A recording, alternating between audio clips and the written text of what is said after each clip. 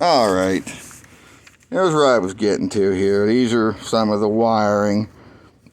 The 4.0 uses pins 9, 10, 9, 7. These are wired to the Jeep's coils 1 through 3. The 3.7 right here, 10, 9, 7, uses the same 3 first pins, but then 1, 2, 3. And then this is what I did. I paralleled the pins in the ECM connector 2 to use my stock wiring. So 10 and 3, pins 10 and 3 in connector 2, if you have your pin out, became my coil 1. 7 and 1 became my coil 2. Pins 9 and 2 became coil 3, but they might be internally swapped, because if you get down here and, here's where I was saying about switching the coils, whatever, and I made the extension cords here with fuel injector wiring because they had the same end as the fuel injector, but like I said, I don't know if they were Ford or Chevy, maybe Dodge, I don't know. They were ABS wheel speed sensors, and they had the plug on the one end that plugged into the harness, and I just went to the junkyard and got the other end from an old Cherokee harness to plug into my fuel injector. So I wanted to make all of this shit reversible in case someday I wanted to sell this thing, or if I came across the proper computer or managed to program one of these to run properly so the under my hood didn't look like a complete shit show.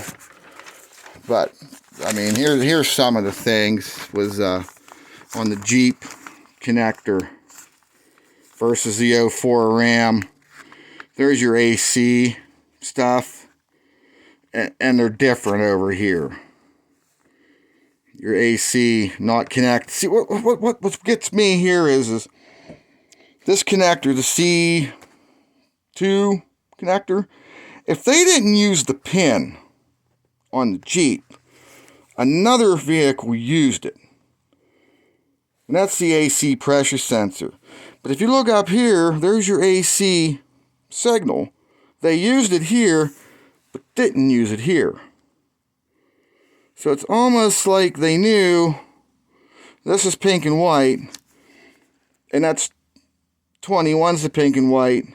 So there's someone's, you see, look here, 21 isn't connected. So it's right here, like that's the AC, 21 is not connected. Up here is the AC on 10, and it's not connected here. So this is why you can plug this in and nothing gets shorted out, because if it's hooked up here, and a lot of these vehicles are like that. If they didn't use, like right here, there's your overdrive output. That is for your light.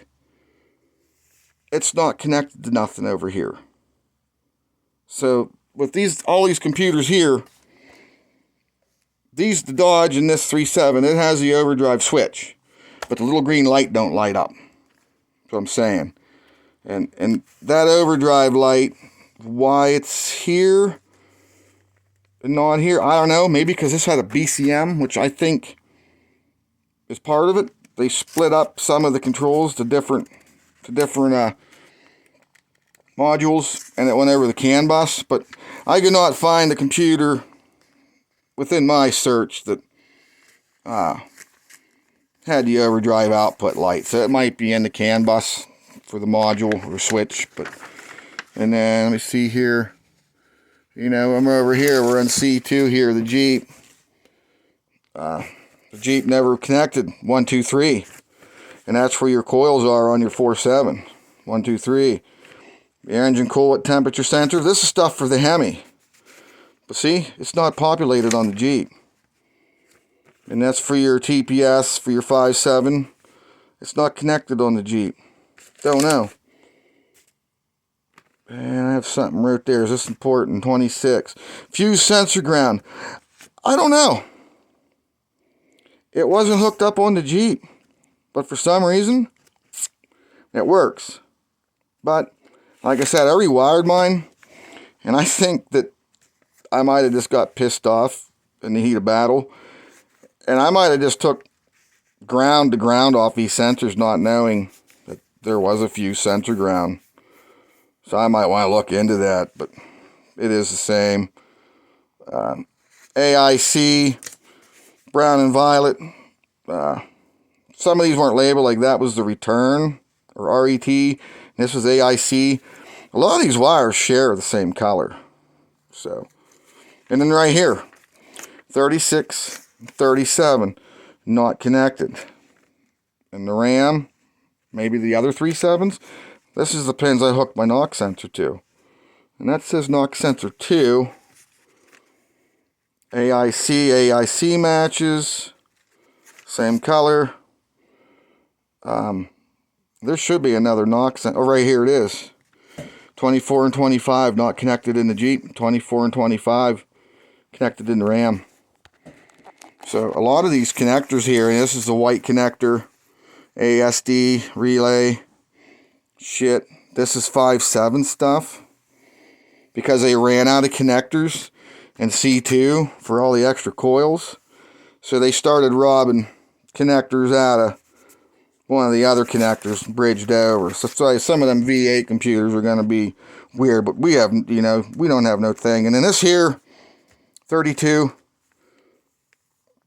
that's your battery temp sensor. The Wrangler, as far as I know, didn't have one unless it was an option. It wasn't in mine. I just took a signal from here. I'd have to look at the pinout, but a couple 100 ohm resistor or whatever. I think someone came into the garage and I just pulled the sensor off of their battery and ohmed it out, found out what ohms it was. But if you look on mine, I got some loose wires hanging. I haven't encased yet because, like I said, I just had to change that computer out. But I just ran a resistor here, and it always sinks the batteries at like 70 degrees or whatever. But you can't get too far off because if the computer smells this battery's at super high temp compared to the engine temp, I think it will throw code because it's going to say like, hey, the engine's 200 degrees and the battery's -10. Yeah, it ain't going to work. It's going to throw code. Some of you guys in emission states are going to have bullshit trouble. Like I said, my state doesn't really matter that much. But, I mean, I still want my O2s to work and stuff like that. And this is the orange connector for the RAM, and it's talking about, there's your knock sensor 1, signal and return.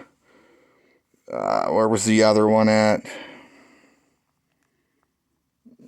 Sensor ground. Input O2s. Knock sensor here. So you just gotta remember brown and white, white with the brown. Brown and light green, brown and light blue. And all I did was, I mean, somewhere in this cluster shit show, I've got connectors. Somewhere I'd show you one. I don't know where the hell they're at. I got a couple connectors from the junkyard and stole pins out of and practiced on them before I actually screwed with the ones on the case. And I got to work. And then I just brought them wires out of whatever connector, brought them over to that connector that was from the minivan, the wiper motor connector. It plugged right into the damn knock sensors.